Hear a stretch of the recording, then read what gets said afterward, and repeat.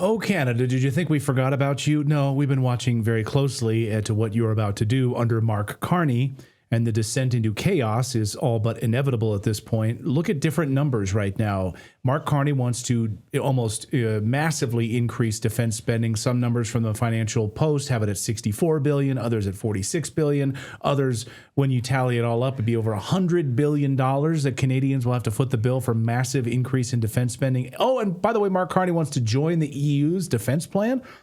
So Canada wants to become part of basically the EU, descending into madness. You want to go to war with Russia as well, Mark Carney? It's madness. Canadians are struggling as it is, and now you want to spend hundreds of billions of dollars on increased military spending? Okay. Well, if you know anything about Redacted, you know we love a good story, and nothing pairs better with a story than an exceptional wine. Sit down, hang out, enjoy a nice glass of wine with friends. Meet Franzese wine. Inspired by Michael Franzese, the only high-ranking mafia boss to leave organized crime behind and then live to tell about it. This wine is a testament to second chances and resilience in life. From Armenia, home to the world's first vineyards, comes a unique range of 94-point wines like a Malbec and Orane, plus a one-of-a-kind pomegranate wine. No added sulfates, just pure, unforgettable quality for a great price. Head over to franzewine.com. Use the code REDACTED for 15% off just for our viewers. Become part of a powerful story of redemption. It's a sip that you can't refuse. Let's talk to David Creighton, host of Creighton's Right, writes at the Post Millennial, and he's been watching this very, very closely. We gave you a little bit of a breather, David, to kind of ingest and let the fragrance of Canada's elections sort of wash over you over the past week, but you're back. We're glad to have you back. And now this massive military boondoggle, what do you make of this? Are Canadians excited about spending this amount of money? Well, Canadians are not excited about Mark Carney spending any amount of money right now because he's already run through $500 billion in unaccountable money because he hasn't introduced a budget and refuses to do so until sometime next year. Canada hasn't had a budget since last spring, 2024. So he's spending money at a faster rate than Justin Trudeau without parliamentary authorization.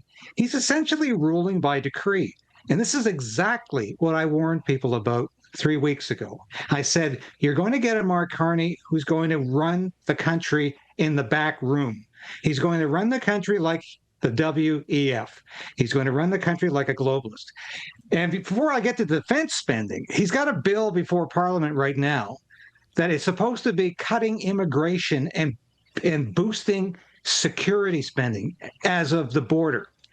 However, if you read the fine print, Clayton and Natali, if you get to the bottom of the bill, there's also a little clause in there about Canadians no longer being able to own more than $10,000 in cash. This is the first step towards a digital currency. How is he justifying it? Well, that's going to prevent organized crime from laundering money. So this is dangerous stuff. That's how they spin it, David. I mean, hold on. When we lived in Portugal, of course, the European Commission, this was what they said. And Portugal, Spain, other countries have a limit on the amount of cash, of course, that you can use. I think down to like 500 euros in some countries. It depends on your country of choice. Spain, I think, is more restrictive because they say that if you're using cash, you're likely a terrorist. You're basically on the gray market, as they've listed. You're on the gray market, aka you're a terrorist. So the cash under your mattress, not even used as a transaction, you cannot have. That's collectivism. That's precisely what it is. And I remember both of you talking about the Portugal experience and thinking that can't happen in Canada. We have no history of this. But yes, we do. Mark Carney is making the history in front of us. In terms of defense spending, though, where do you think all of these billions of dollars are going to go? To Canadian defense? Or is it going to go to Europe and Ukraine? Mark Carney was prime minister-elect not 2 days when he ran over to Rome and met with President Zelensky of Ukraine and promised him more billions of dollars. So where is this money going to go? And why does Canada want to join the European Union Defense Force. We're already a founding member of NATO, and I maintain that organization is way past its due date. It's time to disband NATO because it's creating nothing but the potential for nuclear war everywhere it is. But do we really want to join another military club with people like Keir Starmer and Emmanuel Macron, who are talking about having a war with Russia when they can't even defend their own borders? Britain is a shell of what it used to be. It has more admirals than it has battleships. Like Canada, it can't even fly its aircraft. Half of them are not operational. This is a huge farce. And as for France, well, we know what happened to France when it invaded Russia in 1812. And exactly the same thing would happen again, except the Russians would be pushing back in probably a couple of days. So this is all nonsense, but it's dangerous nonsense. And as you reported yesterday, Clayton, with idiots like Senator Lindsey Graham of South Carolina going to Ukraine and violating the Logan Act in the process, I have to say, he should have his, excuse my language, ass hauled before a judge and get charged for violating the Logan Act and absolutely desecrating American foreign policy in the process and trying to foment a nuclear war with Russia. He's a madman. But so are Keir Starmer, and so is Emmanuel Macron. And this is the club that Mark Carney wants to join. The club of madmen who are trying to drag the world into a nuclear war. And I can tell you, this has got nothing to do with Canadian security. It's got nothing to do with replenishing the Canadian Armed Forces with the equipment that Trudeau gave away, including every last operational tank we had. It has everything to do with Mark Carney cozying up to the WEF and his European friends. And by the way, we know Mark Carney has articulated his desire to devalue the Canadian currency and the American dollar for the benefit of his European friends. This is another plan he has in the offing. So Mark Carney is full of surprises, but the idiots that decided he was a moderate guy, this was a banker after all, you've got to be able to trust a banker to manage the economy. This was a banker, a failed banker. When I interviewed Liz Truss a month and a half ago, she said Mark Carney was a disaster as the governor of the Bank of England. All he knew how to do was print money. And we've seen in the couple of weeks he's been here, that's exactly what he's doing already. More than $500 billion spent, and he's just getting started. But of course, if you listen to Mark Carney, he's still all about border security, bolstering our national defense, cutting back on immigration, and spending less money than my predecessor did. He's actually spent more money already than his predecessor did in the last fiscal year. This is all gross hypocrisy. And, I'd be laughing, except Canada is on the precipice of an economic catastrophe, probably another Great Depression, because the economy is in tatters. People cannot afford to live. The price of food has doubled in the last 16 months, and I can attest to that. People are starving in this country, and they can't afford to buy homes or rent apartments. That's the state of Canada right now. And Mark Carney is so delusional, or shall we say intentionally delusional about all of this, that it doesn't seem to bother him.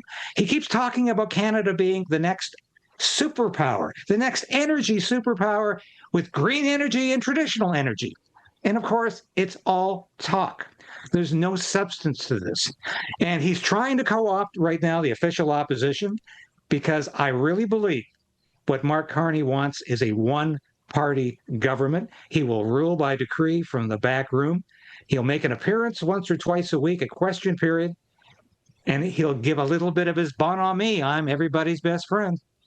But in fact, he is destroying this country at a rate faster than even Justin Trudeau, in his wildest imagination, could only dream about.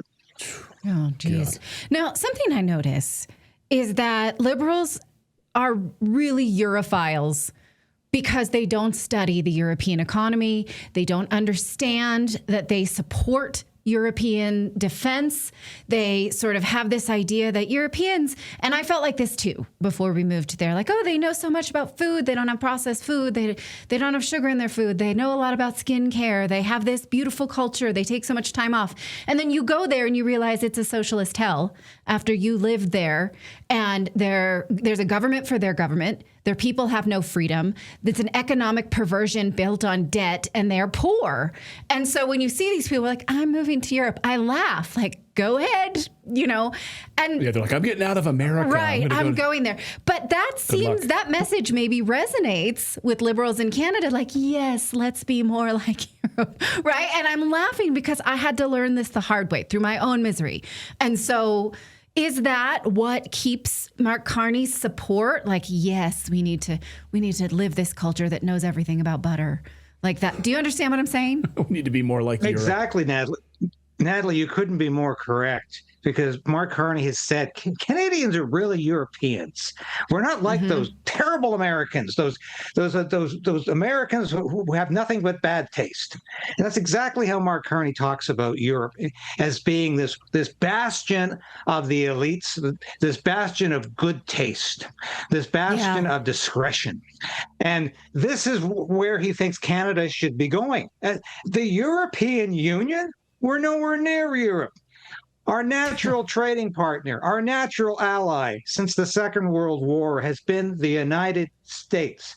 And Mark Carney, of course, plays footsie with Donald Trump on Monday. And on Tuesday, he talks about branching out to Europe because we can't trust those Americans anymore, especially that Donald Trump. It's all a game. The two of them are talking.